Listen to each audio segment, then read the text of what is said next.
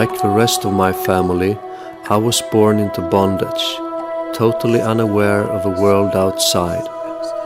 It still puzzles me though, how growing up in prison in a dark cave could feel so natural and unquestionable. We were guarded and controlled from the dark corners of a cave by the shadow masters. Afraid of the light and of ever losing control, the masters were doing everything in their power to keep us from ever realizing our situation or the true nature of the world. We were carefully chained and kept in the darkness, but the masters had understood that chains were no good in the long run. We always figured out ways to escape them. I guess it's in the human nature to want to go beyond every obstacle. Having extensive knowledge of the human nature, the masters knew that the key to obedience and total control was in manipulating our minds. These masters of deception elaborated a mind control system based on visual input to the brain. They already had us sitting with our backs against the wall. Behind the wall, the masters built a fire and then used the light of the fire to project shadow images on the cave walls. The moving images grabbed our attention, and soon we were completely absorbed by them. Not long thereafter, our entire lives revolved around the shadow play. It had become a natural part of life. We were unwitting victims of deception, caught in endless debates and sometimes arguments about the meanings of the shapes, all while our masters enjoyed total and nearly effortless control. But the destiny of our controllers was already sealed by their arrogance. They were so sure of the effectiveness of their mind control system that they didn't even bother to chain us anymore. Instead, we were programmed that standing up was the most dangerous thing, and that only by kneeling or sitting we would be safe. The masters were looking down on humans, regarding us as nothing more than mindless beasts. Little did they know about the true potential of humankind. I had always felt something like a splinter in my mind, an inner voice telling me that there must be more to life and reality than the limited cave and the endless shadow play. One day, my desire for expanded awareness and freedom overwhelmed the system.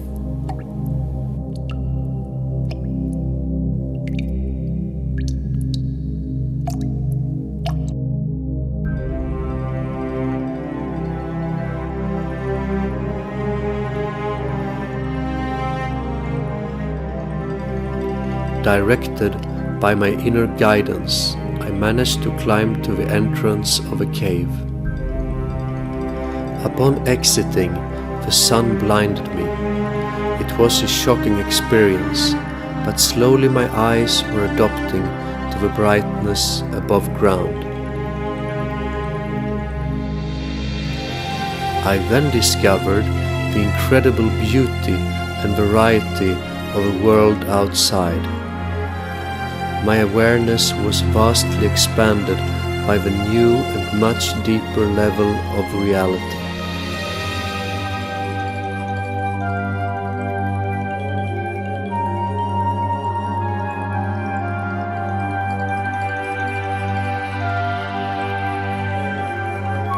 Full of joy, I rushed back into the cave in order to free the rest of the prisoners. On my way back, I saw the fire and the shapes that were used to project the images on the walls. The manipulation now looked very obvious.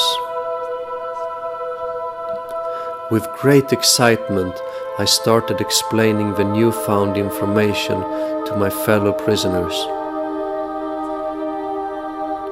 I was shocked, however, to discover that they were not interested in hearing my stories. My findings were met with irritation and sometimes with outright anger.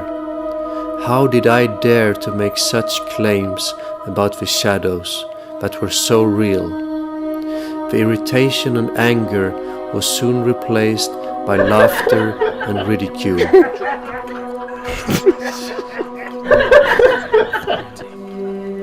When finally everyone had agreed about my questionable mental state, they continued their discussions about the play of shadows where they had left it.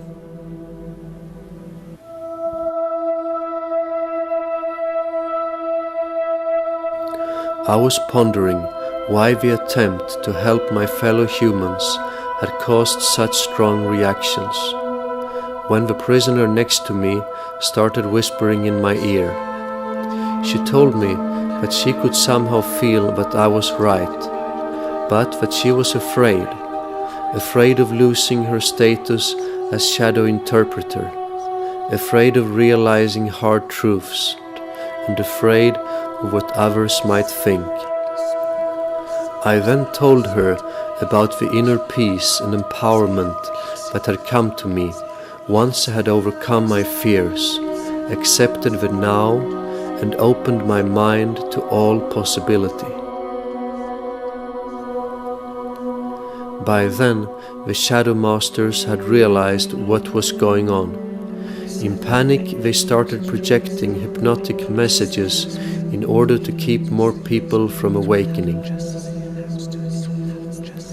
But I was determined to stop their crazy work and decided to use the control system to free my fellow prisoners. I was accompanied by another child who also had seen through the manipulation.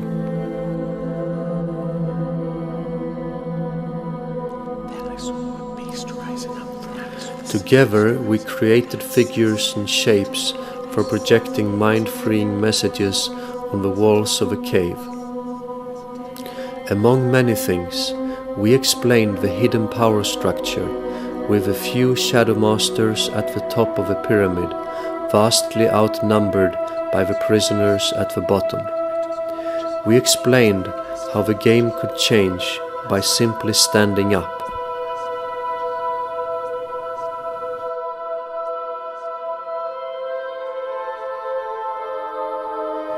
The spell started breaking, and the other prisoners began questioning their own beliefs. Soon they managed to override the vicious mind programming and finally stand up. Now that we all had turned our backs to the theater and stopped fighting among ourselves, the Shadow Masters were powerless.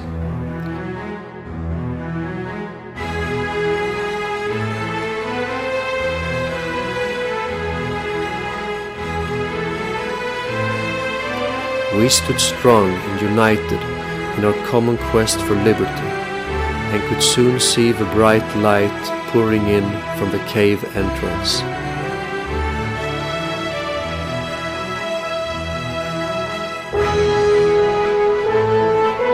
Reborn out of a mind prison into a new existence of peace, prosperity, and expanded awareness, we were now out of reach from the Shadow Masters, who could not stand the light nor enjoy the beauty of our amazing planet.